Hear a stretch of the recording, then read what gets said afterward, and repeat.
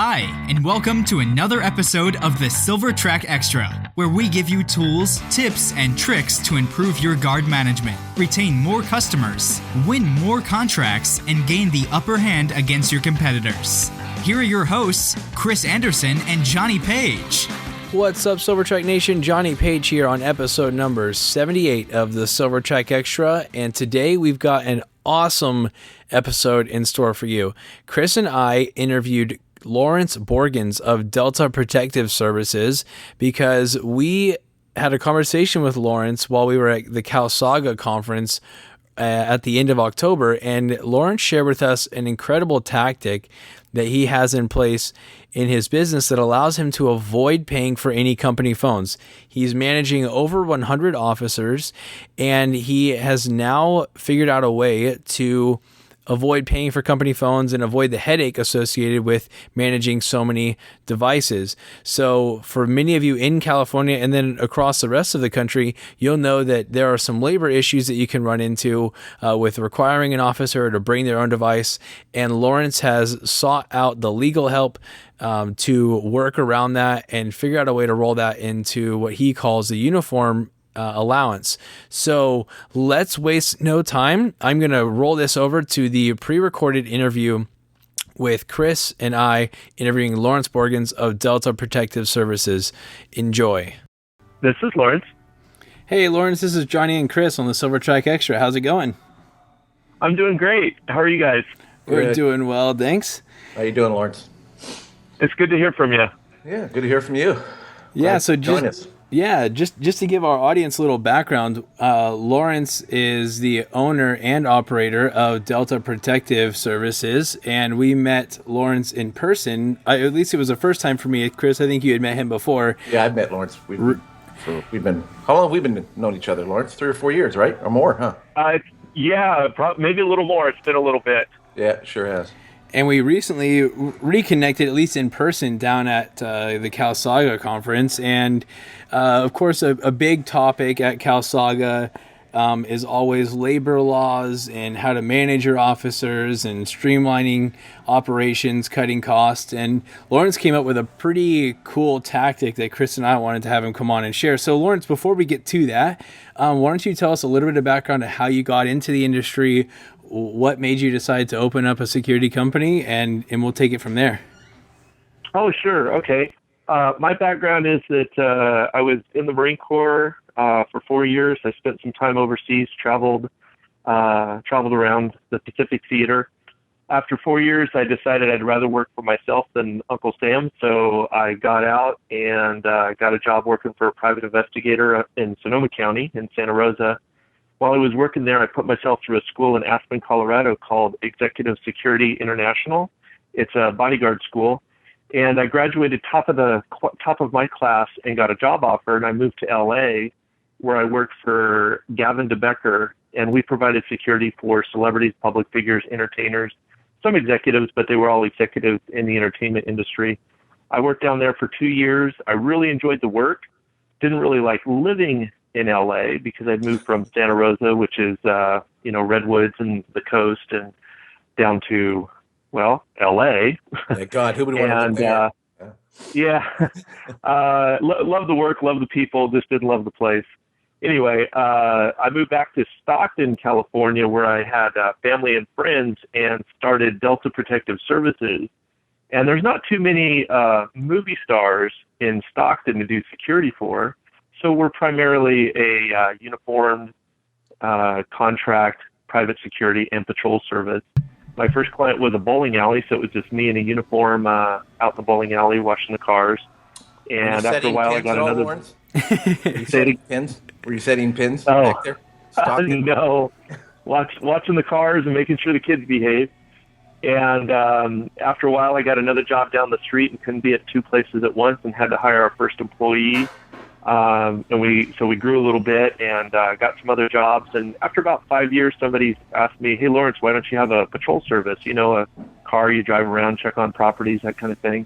And I didn't have a good excuse about why I didn't have a patrol service. So I got some magnetic signs, put them on the side of my car, and started a patrol service. So I was the patrol guy, and I'd drive around and check on our clients' properties and check on our officers. And So we've grown since then. We've been in business now going on 23 years. We started in 1993, and we've got about 100 employees. And the patrol cars are no longer my car with a magnetic sign on the side of it. That's a great story, man. I'd love to hear when owners are like in the gutter, running the ship themselves, and they come all the way up. It's great, man. So you can promote yourself real easy that way, huh? You can be the commander. Yeah, exactly. I could put whatever I wanted on my uniform and all that sort of thing. Yeah, I remember driving around in the patrol car, and my officers would use the client's phone to check in, and they'd call my pager, right? And they'd punch in their employee number, and that's how I knew that they were okay, and that's how they did their check-in. Good old pager, right? Good old pager. Yeah, exactly. Pagers. Imagine that, huh? Wow, that's incredible. So, Lawrence, where along the line did Silvertrack come into the picture, and kind of tell me what the thought process was? What problems were you trying to solve when you implemented Silvertrack?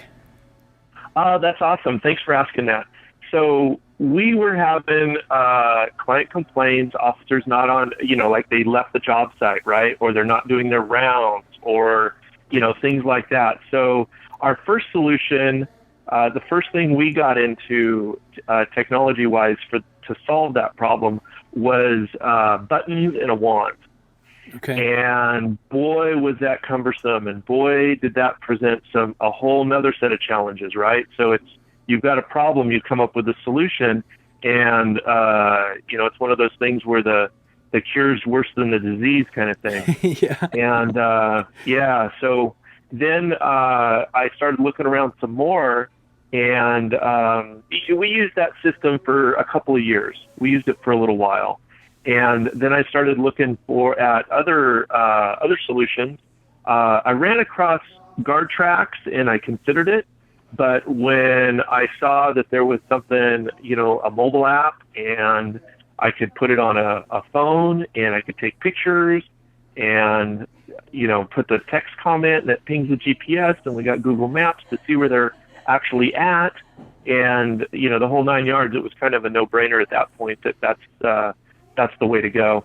So we've been implementing it. Gosh, I wish I remember the year, but it feels like we've been using this solution for 5 years or so, something like that. It's been a while. Well, Silvertrack Nation, let's take a break and hear from our sponsors over at Paperless Proposal. Paperless Proposal software was developed to make creating professional business proposals a quick, easy, and enjoyable experience.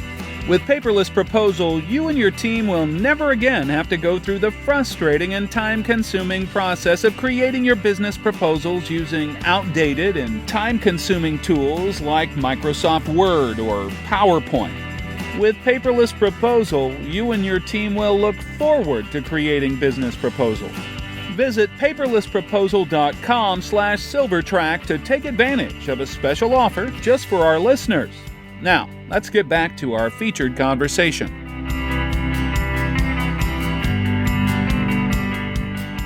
Man, that's awesome. And so this kind of leads us to, I'm glad you brought up, you consider GuardTrack, which primarily operates, and I know they do have an Android app now, but probably when you were looking at it, their primary solution was to actually send you hardware. Yep. And that is actually the same conversation that we got into down at CalSaga, was you're even trying to make a move away from company phones completely. So tell us how in the state of California that is so stringent and so pro-employee, it seems like everywhere you turn, there's another cost associated with owning a business, another hoop that you have to jump through. How are you structuring this so that you can have the officers bring their own phones and not run into some labor issues?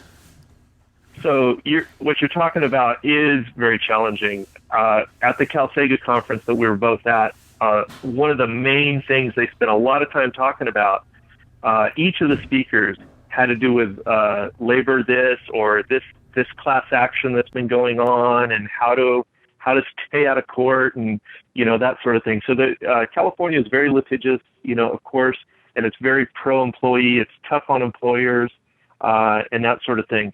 So we do have some tools on our side, And so what we want to do is as a company, I just want to get away from dealing with pieces of hardware. All I'm looking for really is a software solution, and I'd like we're to a point now where nearly everybody you hire's got a smartphone, and so they're carrying them to work anyway. They're playing whatever game on those things, and it becomes a problem because the client complains and says, "Oh, the officer's always on their phone. They're not looking at the property," that sort of thing. So what I want to do is give them something to look at the phone that's useful to me, not just to them, right? Them texting their friends or playing mobile apps.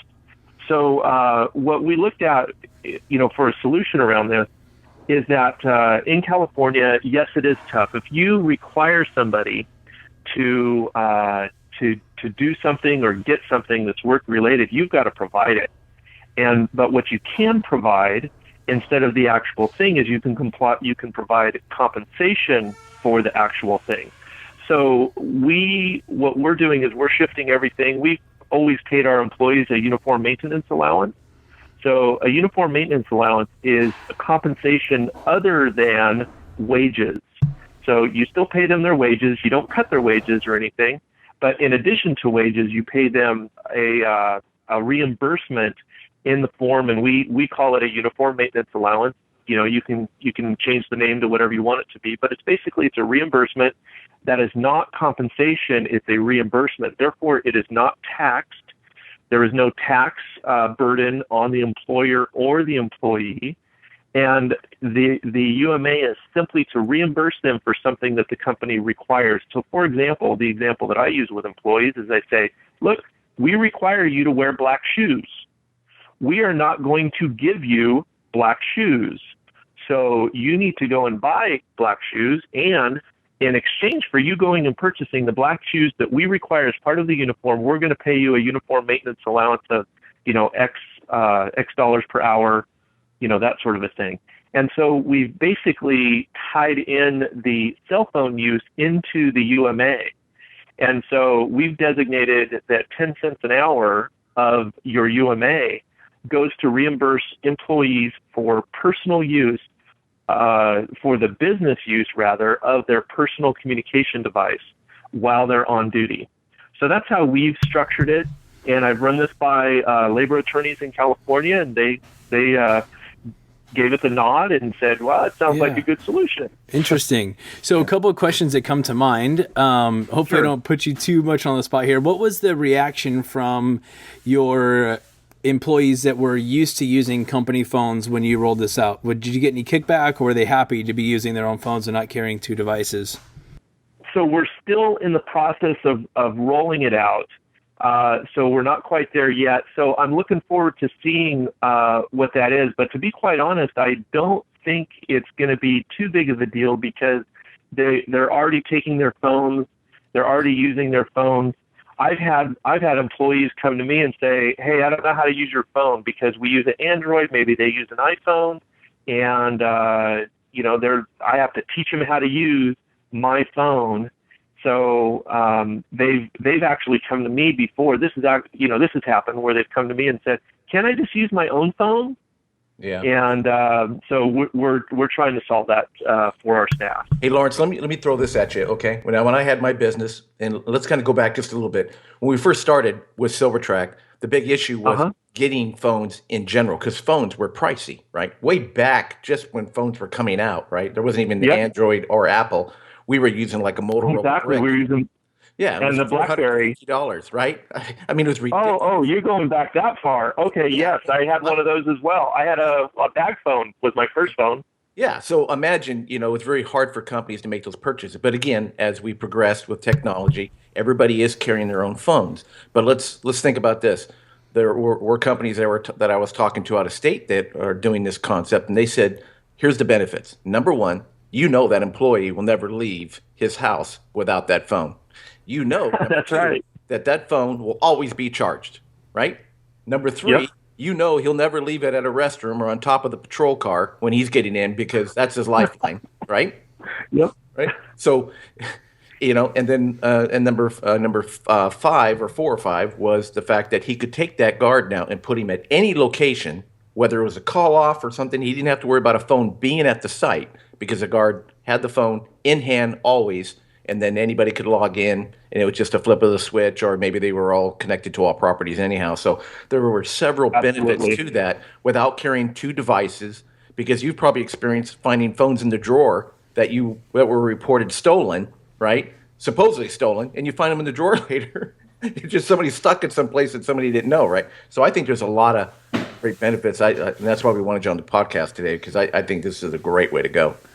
So I'd like to ask another question, or just so that our audience knows, if we talk about just some reference numbers here, 10 cents an hour breaks down to $4 a week, and on an average of 4.2 weeks in a month, you're talking about like $16.80 a month to have the officers bring in their own phones, which is way less than paying for a company phone, right? Is that what you've figured out? Because I guess it depends on how many officers are working those posts, where you could, maybe if you have 5 officers working the post, now you're somewhere around like $80 a month, which it would be cheaper. Or you just eliminate, not just looking at cost pennies for pennies, but you're looking at the headache that it takes to manage a company phone as well. Have you run the cost analysis on that? We've just sketched out some rough numbers, and really it's both of those things. I have field managers spinning their wheels and taking their time to deal with delivering equipment to a job site, dealing with that somebody broke it and dropped it and broke it, and now we got to replace it. Dealing with the charger's missing, the battery doesn't hold a charge. This on and on and on. So there's the time of my staff in dealing with all the miscellaneous issues related to the device. So that's part of it. But the other part absolutely is it's a lot cheaper to pay the staff. And some security officers, they don't make a lot. So a lot of them use, let's say Metro PCS or something like that, where they get unlimited everything for, I don't know, maybe $40 a month or in that range. And even at, $16, $17 a month, you're paying a third of their phone bill. So they're not using a third of their data for the business related purpose. So they're really getting out ahead in that respect as well. Yeah. Hey, John, give you kind of did the research. What was the actual hit per date? It was really nothing, right? Can you tell the listeners? Yeah, the equivalent of sending and submitting, or sending and receiving issues, is the equivalent of sending email. So the tax on a data plan that SilverTrack would cause is similar to just running an email app. So if you can imagine, every time you're scanning a checkpoint or receiving an issue or submitting an issue, whether it includes photos, audio files, all that, the size of the file is really small. Everything is it is basically the size of an email. So if you've ever gotten a notification from our system, and you see what the information looks like, that's exactly what you're sending. It just looks different for the officer. So that's what's nice about our system, not doing things like geofencing or doing a constant GPS tracking, because we really limit the amount of data that's being used. Whereas if you had your officers logging in and it was a constant connection to GPS, then you're using data that's comparable to streaming video or the streaming music, which that's, if you talk to anyone at Verizon, Metro PCS, AT&T, that's where the majority of your data use comes from, is when you're streaming media. So if we can avoid that, which our system does, then the tax on an employee's phone really isn't that much. And so I think, as I ran the numbers, I just was curious to see what 10 cents an hour worked out to. I think that is generous, the $16.80 a month in terms of the data that you would use, even if you use the phone constantly throughout the shift. They do make it out ahead, and it sounds like it's reducing some headaches for you, Lawrence, and I'll be anxious to see how this plays out. We'd love to have you on the show maybe in 6 months and see how this continues to plays out. But I love the solution, the creativity of working that into the uniform maintenance allowance. I'm sorry. Now, you mentioned one other thing at the show. You said you were already paying this amount, and instead of increasing by the 10 cents, it was just written in as an additional item, right? Because you were being generous in regards to how much you were paying for the shoes, right? So this actually isn't going to cost you anything additional per month. Am I right? That's correct. We already pay a UMA, and we have ever since day one of the company. And all we did is go into that part of the employee manual and basically just kind of reallocate what the UMA is used for. And so it didn't really change any of our expenses in the process. Awesome. John, the other thing I wanted to bring in for the listeners is that, our app, if they do not use the phone for any length of time, the app will automatically log them out. So in other words, it just doesn't remain open. So if they forget Lawrence or they go home or whatever, it'll kill the app so they're not burning any kind of data, as we mentioned. So that's the other benefit. Perfect. Fantastic. Lawrence, can you, right before we hop off of here, can you share just a success story or like a reason, something that, where you were thankful you guys were using SilverTrack, or has there been a success story where SilverTrack has really had a direct benefit on your business? We had a incident where this was a field manager responding to a problem, and it's just a great way. I mean, we used to always, take pictures of things and have them available and include them, insert them into a Word file for a report. But it's so convenient to just bring up that job site and then create the issue and include the audio files and the pictures. And so we had a situation where one of our clients did experience a break-in. It happened while we were not on duty, but we went and responded to assist them in documenting it. For their needs, for their police report, that sort of thing. And it's just so convenient to have that all in one place like that, and it's archived so I can go back to it. It's not hard to find. You don't go, oh, what I do with that Word file? Where's it at? That sort of thing. It's all in one place and neatly organized and documented, and we just love that about the product. Awesome. Lawrence, we sincerely appreciate you taking the time to come on the show. It was a pleasure meeting you in person at Cal Saga, and even more of a pleasure to have you on the show. Thank you so much for sharing this with our audience. I know this is a link that I will be sending out to customer after customer, and even our prospects who are considering using the system, because I think you're opening up a new way, or at least you've articulated a way of having officers bring their own devices that we haven't quite flushed out.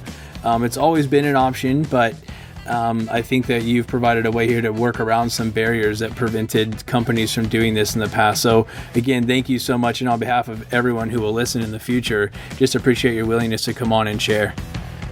Oh, my pleasure.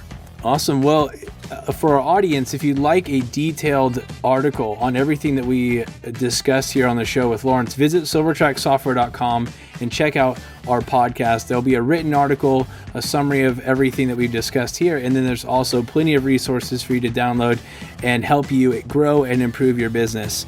And until next time, my name's Johnny Page. I'm Chris Anderson. We were joined by Lawrence Borgens. Is that right? Am I saying the last name right? I don't want to butcher your last name. No problem. Lawrence Borgens. That's correct. Awesome. Guys, thanks so much, and we'll talk to you soon.